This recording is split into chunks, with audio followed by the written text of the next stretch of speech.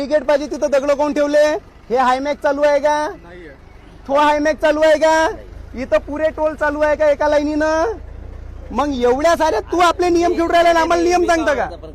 हे नियम नको सांगू. मी काय म्हटलं ते चुलीत टाकते रेव्हेन्यू पिऊन.